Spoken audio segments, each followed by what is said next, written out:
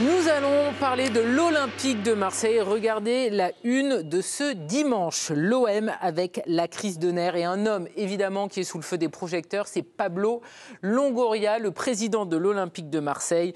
Pablo Longoria qui a pété les plombs à l'issue de la rencontre entre Auxerre et Marseille. On va vous rappeler tous les faits. Donc hier, Marseille était sur la pelouse d'Auxerre. Marseille a perdu 3-0 le match. À l'issue de la rencontre, le président Longoria a fustigé l'arbitrage en ciblant Jérémy Stina. Plusieurs déclarations de Longoria, c'est de la corruption, la vraie corruption. Tout était prévu, organisé depuis le carton jaune de Balerdi contre Angers. On rappelle que Balerdi avait eu un nouveau jaune contre Angers, accumulation de cartons jaunes, donc suspension. Et ce match-là de suspension, il l'a purgé contre Auxerre hier. Fabrizio Ravanelli, on l'écoute maintenant en zone mixte, c'est le conseiller institutionnel et sportif de l'OM. Regardez ces déclarations.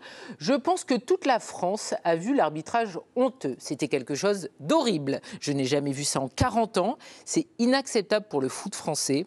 On savait déjà que cet arbitre, donc M. Stina, avait fait quelque chose de pas correct avec nous, avec la suspension de Mehdi Benassia, qui est quelqu'un de très important pour nous.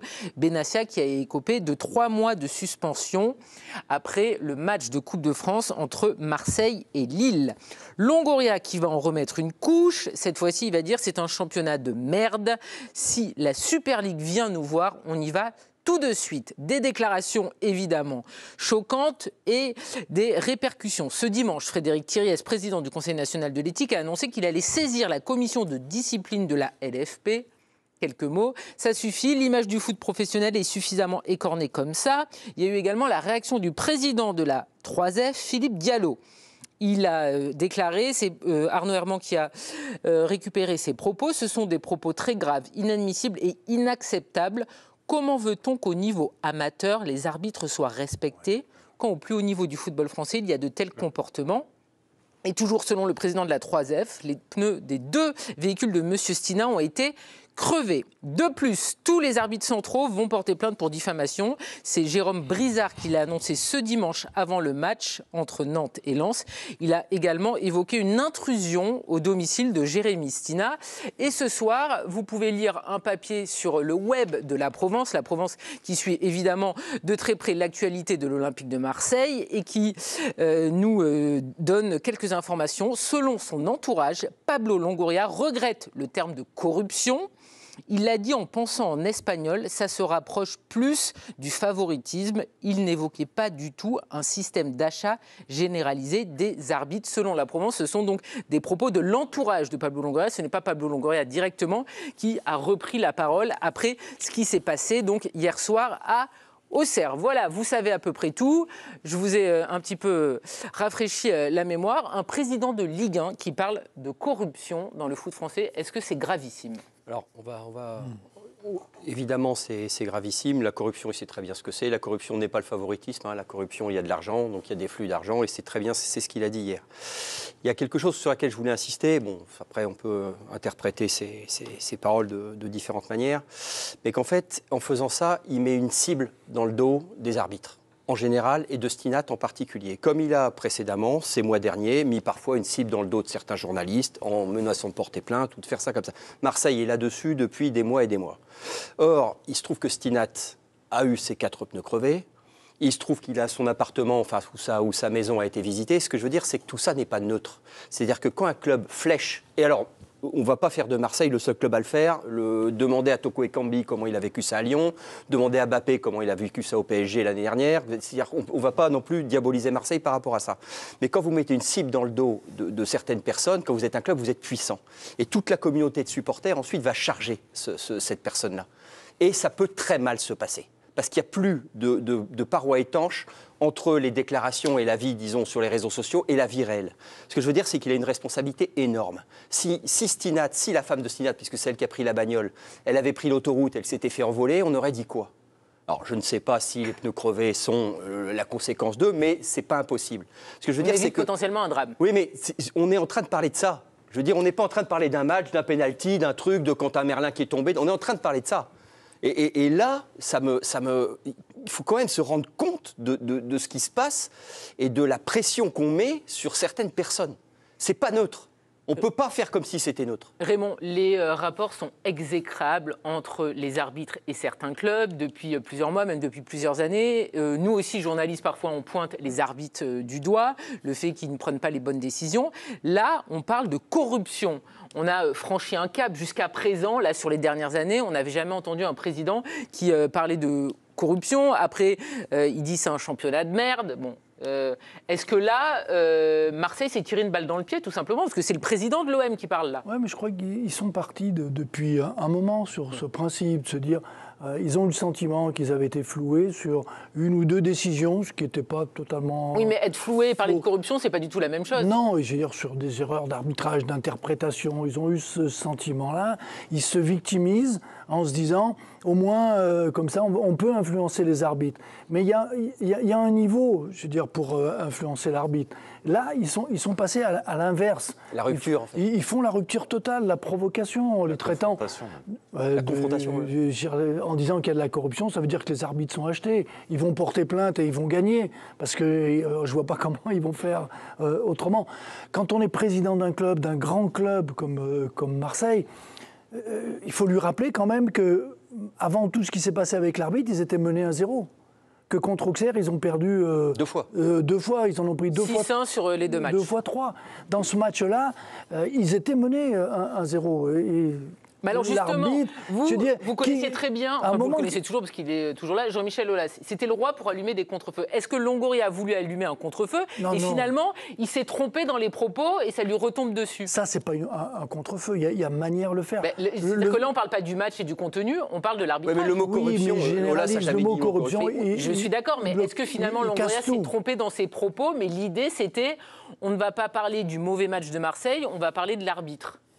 Oui, mais quand ça revient toutes les semaines, dès qu'ils perdent un match, c'est la faute de l'arbitre. Je veux dire, depuis un moment, c'est que ça. Donc, à un moment, il faut qu'ils arrêtent et qu'ils se concentrent plutôt. Lui, président, il doit amener à la limite les contre-feux, mais pour amener du calme autour de son club et que les joueurs ne pètent pas les plombs, que tout le monde ne parte pas dans ce principe. On se fait flouer, on se fait avoir, et le comportement sur le terrain va se ressentir. Là, il fait l'inverse. Il faut qu'il amène de l'apaisement, il faut qu'il amène du calme, il faut qu'il amène...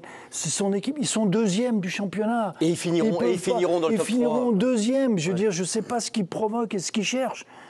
Quel intérêt il a? Ils sont devant et donc voilà. Ils se tirent une balle dans le pied en faisant ça? Par rapport aux instances et par rapport aux arbitres. Ils mettent tout le monde en difficulté. Le football français, parce que l'image qu'on en donne, c'est une catastrophe. Les arbitres. On peut dire ce que veut.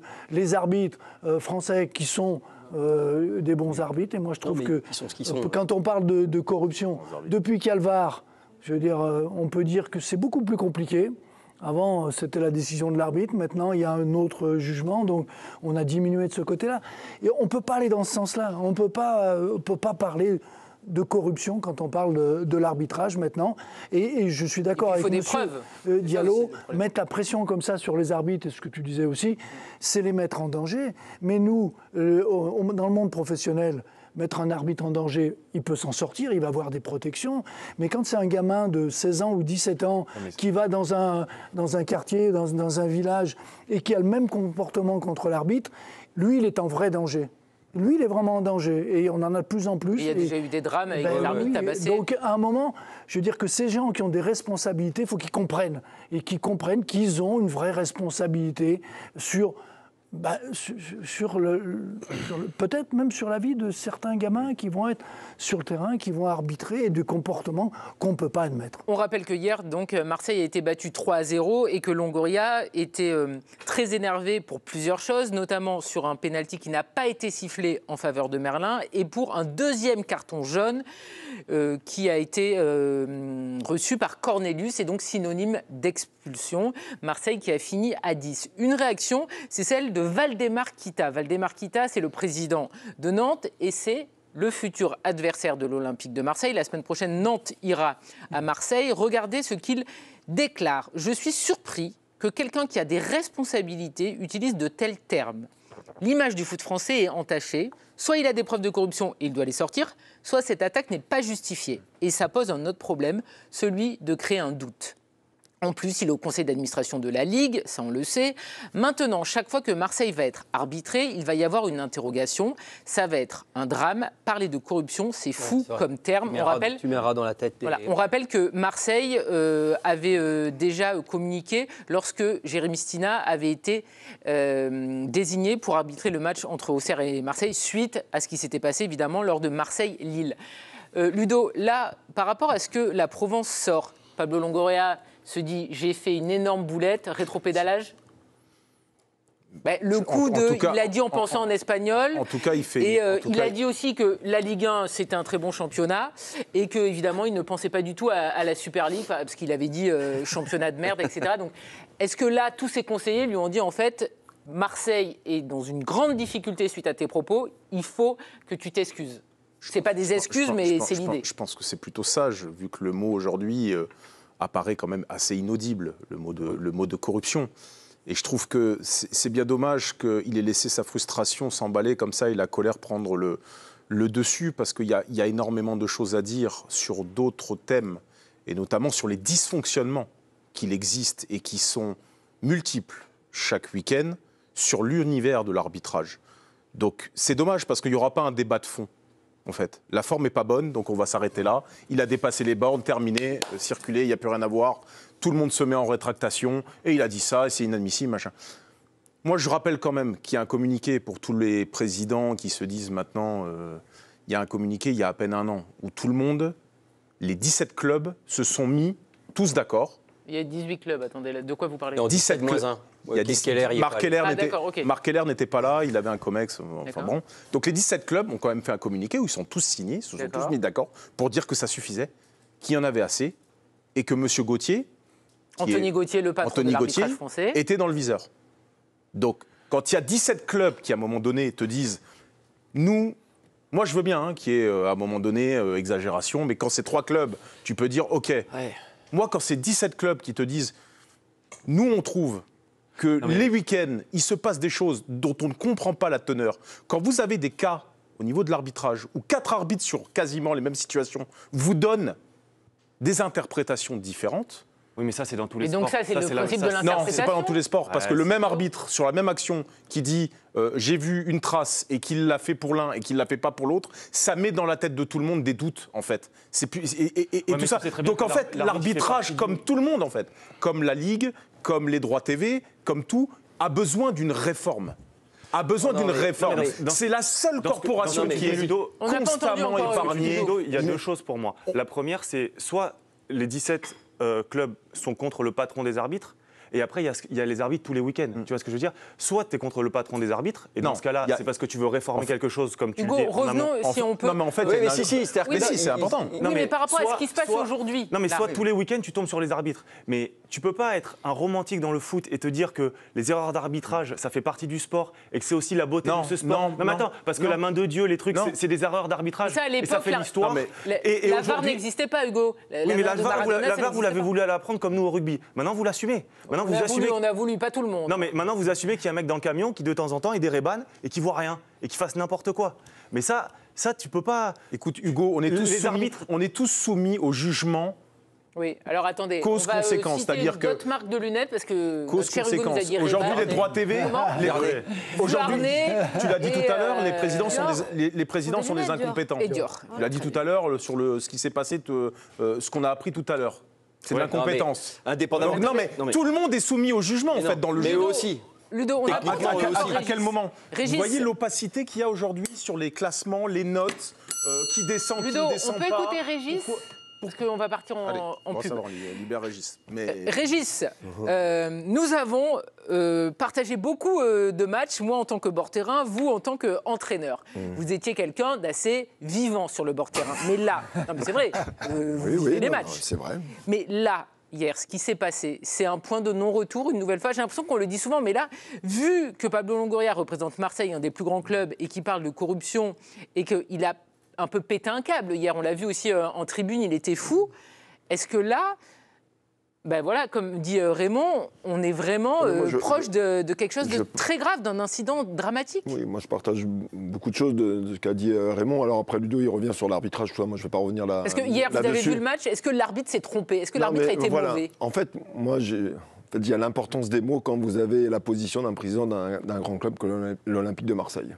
En fait, l'utilisation des mots va être entendue. Le fait qu'il soit étranger, est-ce que ça joue? Donc la langue française n'est pas sa langue maternelle. C'est un faux problème, il sait très bien ce qu'il dit. Dire ce qu'il réclame, et la position penalty, pas penalty, deuxième carton, mais franchement, le deuxième carton, il est tout à fait mérité. Il n'y a pas de discussion. On rappelle, c'est un geste non maîtrisé de Cornelius, et donc il y a un coup de genou sur Traoré qui amène un deuxième jaune. Bon, les deux jaunes, pour moi, sont totalement mérités. La faute Merlin, on peut en discuter. De toute façon, ça, c'est une question d'interprétation. Voilà.